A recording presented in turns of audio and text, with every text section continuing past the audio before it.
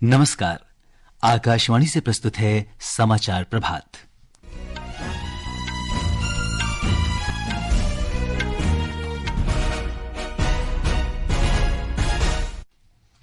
प्रधानमंत्री नरेंद्र मोदी ने अमेरिका के राष्ट्रपति डोनाल्ड ट्रंप को उनकी शानदार जीत पर बधाई दी। कहा, एक बार फिर साथ मिलकर काम करने को उत्सुक। गृह मंत्री अमित शाह ने कहा, मोदी सरकार भारत को आतंक मुक्त बनाने और आतंकवाद को कतई बर्दाश्त न करने की नीति के प्रति संकल्पबद्ध। सरकार ने कहा, satellite communication satcom mobile network के साथ प्रतिस्पर्धा नहीं करेगा बल्कि उसका पूरक होगा। राष्ट्रपति द्रौपदी मुर्मू आज गोवा में नौसेना के डे एट सी कार्यक्रम में भाग लेंगी। रेलवे ने पिछले 36 दिनों में 4,521 विशेष रेलगाड़ियों के संचालन के साथ 65 लाख लोगों को सेवा प्रदान की। और गोवा में इस वर्ष भारतीय अंतर्राष्ट्रीय फिल्म महोत्सव के साथ 20 से 24 नवंबर तक फिल्म बाजार के 18वें संस्करण का आयोजन किया जाएगा।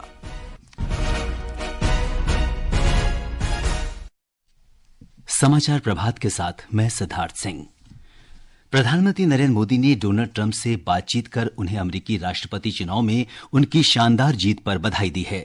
सोशल मीडिया पर एक पोस्ट में श्री मोदी ने कहा कि वे प्रौद्योगिकी, रक्षा, ऊर्जा, अंतरिक्ष और कई अन्य क्षेत्रों में भारत अमेरिका संबंधों को और मजबूत करने के लिए एक बार फिर मिलकर काम करने के लिए उत्सुक हैं। प्रधानमंत्री मोदी ने अमेरिकी कांग्रेस चुनाव में रिपब्लिकन पार्टी के प्रदर्शन के लिए भी राष्ट्रपति ट्रंप को बधाई दी। दोनों नेताओं ने विश्व शांति के लिए मिलकर काम करने की बात कही। बातचीत के दौरान श्री ट्रंप ने कहा कि पूरी दुनिया प्रधानमंत्री मोदी से प्यार करती है। उन्होंने कहा कि प्रधानमंत्री मोदी विश्व के उन पहले नेताओं में से एक हैं जिनसे उन्होंने जीत के बाद बातचीत की है। गृहमंत्री अमित शाह ने कहा है कि मोदी सरकार भारत को आतंक मुक्त करने और आतंकवाद को कतई बर्दाश्त न करने की नीति के प्रति वचनबद्ध है। श्री शाह ने सोशल मीडिया पर पोस्ट में कहा कि आज नई दिल्ली में शुरू हो रहे आतंक रोधी सम्मेलन में देश की सुरक्षा को सुदृढ़ करने में विभिन्न एजेंसियों के बीच समन्वय बढ़ाने के उपाय किए जाएंगे। गृहमंत्री सम्मेलन को संबोधित करेंगे। 2 दिन के इस सम्मेलन का आयोजन राष्ट्रीय अन्वेषण अभिकरण कर रहा है। इसमें सरकार के एकीकृत संपूर्ण दृष्टिकोण के साथ आतंकवाद से निपटने में विभिन्न हितधारकों के बीच समन्वय बढ़ाने पर विशेष ध्यान केंद्रित किया जाएगा। सम्मेलन के दौरान पुलिस और केंद्रीय एजेंसियों के वरिष्ठ अधिकारी तथा विधि, फोरेंसिक और प्रौद्योगिकी क्षेत्र के विशेषज्ञ महत्वपूर्ण मुद्दों पर विचार विमर्श करेंगे। इनमें आतंकवाद की रोकथाम के लिए कानूनी ढांचा, अभियोजन की चुनौतियां और उभरती प्रौद्योगिकी जैसे मुद्दे शामिल होंगे। भारत से बाहर संचालित आतंकी नेटवर्क समाप्त करने के लिए अंतर्राष्ट्रीय कानूनी सहयोग और कार्यनीतियों पर भी सम्मेलन में विचार किया जाएगा। बैठक का उद्देश्य भावी नीति निर्माण के लिए महत्वपूर्ण जानकारी जुटाना भी है। संचार राज्य मंत्री चंद्रशेखर पेम्मासानी ने कहा है कि सैटेलाइट कम्युनिकेशन ग्राउंड आधारित मोबाइल नेटवर्क के साथ प्रतिस्पर्धा नहीं करेगा बल्कि ये उनका पूरक होगा। नई दिल्ली में भारतीय अंतरिक्ष कॉन्क्लेव के 30वें संस्करण को संबोधित करते हुए श्री पेम्मासानी ने कहा कि व्यापक कनेक्टिविटी प्राप्त करने के लिए सैटकॉम को 5G और 6G जैसी स्थलीय नेटवर्क प्रौद्योगिकियों के पूरक के रूप में देखा जाना चाहिए। श्री पेम्मासानी ने कहा कि 5G और आगामी 6G सैटकॉम सेवाओं के साथ मिलकर जमीन और आसमान दोनों को जोड़ सकते हैं। SATCOM is not just a tool, but a transformative entity that connects every household, every village, and every corner of this country. Today, the applications of SATCOM extend across sectors vital to our people's everyday needs, from agriculture monitoring to road infrastructure monitoring, delivering healthcare services, and delivering educational services across the entire nation. सरकार ने भारतीय खाद्य निगम के लिए 10,700 करोड़ रुपए की equity के निवेश को मंजूरी दी है। मंत्रिमंडल की बैठक के बाद नई दिल्ली में सूचना और प्रसारण मंत्री अश्विनी वैष्णव ने कहा कि इस निवेश से सरकार पर ब्याज और सब्सिडी का बोझ कम होगा। फूड कॉर्पोरेशन ऑफ इंडिया को सिग्निफिकेंटली और स्ट्रेंथन किया जाएगा। पिछले 10 वर्षों में फूड ग्रेन्स का प्रोक्योरमेंट सिग्निफिकेंटली बढ़ा है और एमएसपी भी कई गुने बढ़ी है। इसके कारण जो एफसीआई का ऑपरेशन उसका स्केल बहुत बढ़ गया है और कैबिनेट ने फैसला लिया है fresh equity capital 10,700 crore rupees का एफसीआई में इन्फ्यूज किया जाएगा।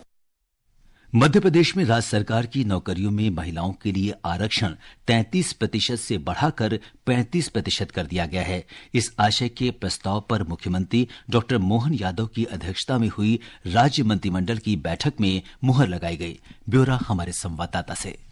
मध्य प्रदेश में महिलाओं के लिए यह बढ़ा हुआ आरक्षण अनुसूचित जाति, अनुसूचित जनजाति और अन्य पिछड़ा वर्ग सहित सभी श्रेणियों पर लागू होगा। इसके तहत हर श्रेणी के लिए निर्धारित आरक्षित पदों में से 35% पद उसी वर्ग की महिला उम्मीदवारों को मिलेंगे। गौरतलब है कि पिछले साल विधानसभा चुनाव से ठीक पहले तत्कालीन मुख्यमंत्री शिवराज सिंह चौहान ने महिला आरक्षण बढ़ाकर 35% करने की घोषणा की थी, परंतु विधानसभा चुनाव के कारण इसे कैबिनेट की मंजूरी नहीं मिल पाई थी। अब इसे राजपत्र में भी प्रकाशित कर दिया गया है। संजीव शर्मा, आकाशवाणी समाचार, भोपाल। ये समाचार हमारी वेबसाइट www.newsonair.gov.in और हमारे news on AIR mobile app पर भी उपलब्ध हैं। समाचार प्रभात में आपका फिर स्वागत है।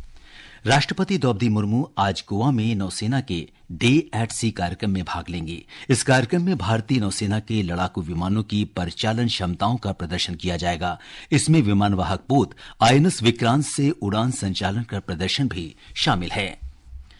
झारखंड में विधानसभा चुनाव के पहले चरण और महाराष्ट्र में एक चरण में होने वाले चुनाव के लिए प्रचार तेज हो गया है। कांग्रेस नेता राहुल गांधी ने विधानसभा चुनाव के लिए अपने घोषणापत्र में महाराष्ट्र के लिए 5 गारंटियों की घोषणा की है। इनमें महिलाओं को 3,000 रुपए प्रतिमाह भुगतान करने, महिलाओं और बालिकाओं के लिए निःशुल्क बस यात्रा और किसानों के लिए ऋण माफी तथा प्रोत्साहन राशि देने के वायदे शामिल हैं। एक रिपोर्ट। प्रधानमंत्री और वरिष्ठ भाजपा नेता नरेंद्र मोदी कल महाराष्ट्र विधानसभा चुनाव के लिए प्रचार अभियान की शुरुआत करेंगे। भाजपा नेताओं के अनुसार आने वाले 7 दिनों में श्री मोदी धुले, नाशिक, अकोला, नांदेड़, चंद्रपुर, चिमूर, सोलापुर, पुणे, छत्रपति संभाजीनगर, नवी मुंबई और मुंबई में सार्वजनिक सभाओं को संबोधित करने वाले हैं। इसके अलावा केंद्रीय मंत्री और बीजेपी नेता नितिन गडकरी आने वाले 8 दिनों में राज्य में 50 जनसभाओं को संबोधित करेंगे। उप मुख्यमंत्री और राष्ट्रवादी कांग्रेस पार्टी अध्यक्ष अजीत पवार आज मुंबई के अणुशक्ति नगर और गोवंडी में चुनाव प्रचार करेंगे। दूसरी ओर शिवसेना यूबीटी आज अपना चुनावी घोषणा पत्र जारी करने जा रही है। इस बीच चुनाव आयोग के तहत एजेंसियों ने राज्य में चुनाव की घोषणा से लेकर अब तक 280 करोड़ रुपए की नकदी, शराब, ड्रग्स, कीमती धातु और अन्य ऐसी वस्तुएं जब्त की हैं। प्रार्थना, आकाशवाणी समाचार, मुंबई। विधानसभा चुनाव श्रृंखला में आज हम झारखंड में जमशेदपुर पश्चिम विधानसभा सीट की बात करेंगे। इस विधानसभा निर्वाचन क्षेत्र में 13 नवंबर को मतदान होगा। एक रिपोर्ट।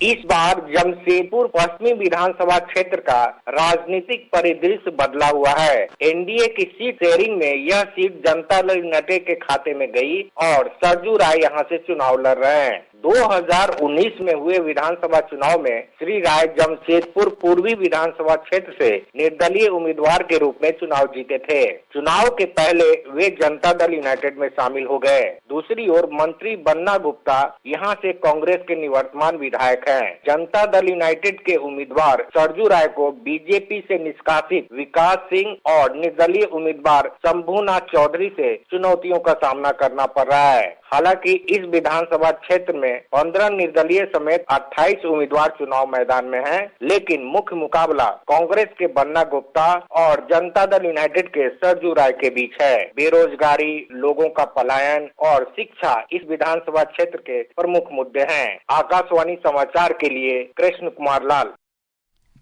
भारतीय रेलवे ने पिछले 36 दिनों में 4,521 विशेष ट्रेनें चलाकर 65 लाख यात्रियों को सेवाएं प्रदान की।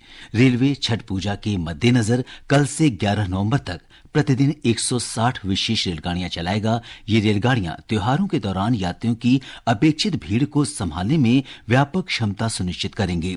स्थानीय मांग पूरा करने के लिए आवश्यकता अनुसार समस्तीपुर, दानापुर और अन्य मंडलों के लिए अतिरिक्त ट्रेनों की भी घोषणा की गई है। रेलवे ने पिछले सोमवार को 1 करोड़ 20 लाख से अधिक यात्रियों को सेवाएं प्रदान की। ये एक दिन में यात्रा करने वाले यात्रियों की सर्वाधिक संख्या है।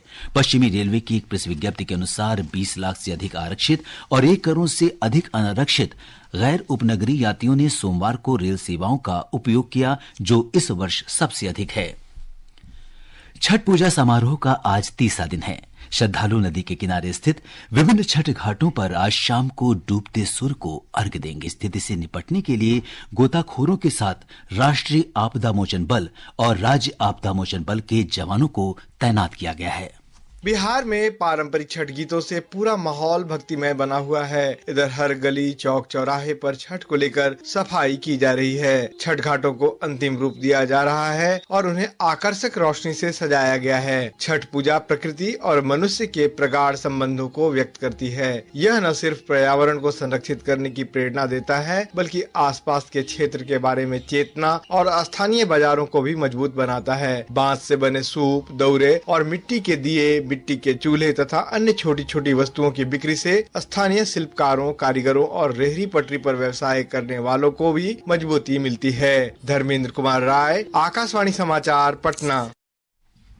भारत का 55वां अंतर्राष्ट्रीय फिल्म महोत्सव 20 नवंबर से गोवा में शुरू होगा। 9 दिन तक चलने वाले इस महोत्सव में फिल्म बाजार का 18वां संस्करण भी शामिल होगा, जो 24 नवंबर तक चलेगा। सूचना और प्रसारण मंत्रालय ने बताया कि फिल्म महोत्सव 2024 में फिल्म बाजार व्यूइंग रूम में 208 फिल्मों का प्रदर्शन किया जाएगा। बैडमिंटन में भारत के किरण जॉर्ज आज कोरिया मास्टर्स टूर्नामेंट के पुरुष सिंगल्स प्री क्वार्टर फाइनल में ताइवान के ची यू जेन से खेलेंगे। मैच भारतीय समय के अनुसार सुबह 10:30 बजे से शुरू होगा। इससे पहले जॉर्ज ने कल पहले राउंड में वियतनाम के अपने प्रतिद्वंदी गुएन हाई डांग को कड़े मुकाबले में हरा दिया। क्रिकेट में भारत और ऑस्ट्रेलिया के बीच दूसरा अनौपचारिक टेस्ट मुकाबला ऑस्ट्रेलिया के मेलबर्न क्रिकेट ग्राउंड पर जारी है। ताजा समाचार मिलने तक भारत ए अपनी पहली पारी में 5 विकेट खोकर 90 रन पर था। मौसम विभाग ने आज अंडमान और निकोबार द्वीप समूह, तमिलनाडु, पुदुचेरी और कराईकल में तेज वर्षा का अनुमान व्यक्त किया है।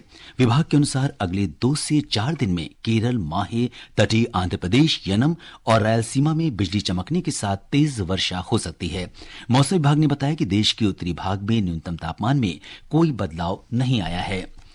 दिल्ली एनसीआर में वायु गुणवत्ता सूचकांक AQI लगातार बेहद खराब श्रेणी में बना हुआ है। केंद्रीय प्रदूषण नियंत्रण बोर्ड के आंकड़ों के अनुसार आज सुबह दिल्ली में AQI 366 दर्ज किया गया।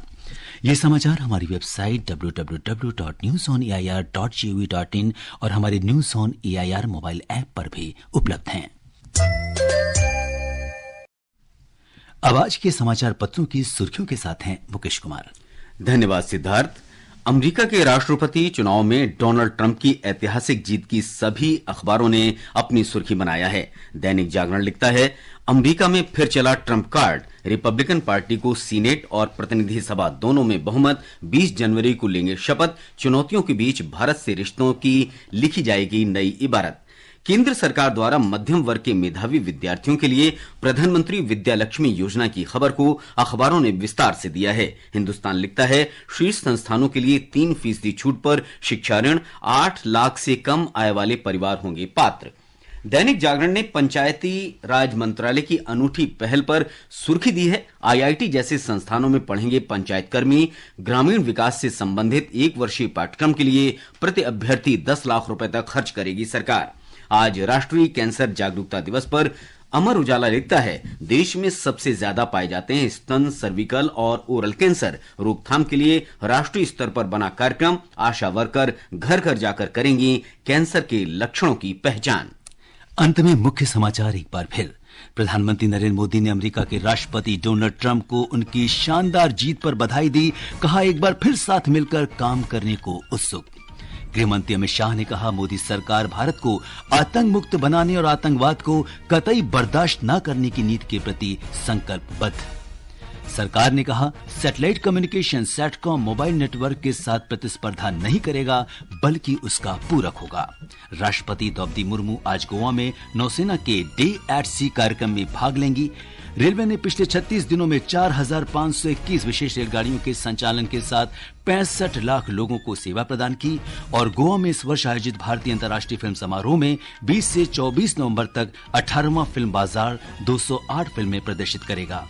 इसके साथ ही समाचार प्रभात का ये अंक समाप्त हुआ। नमस्कार।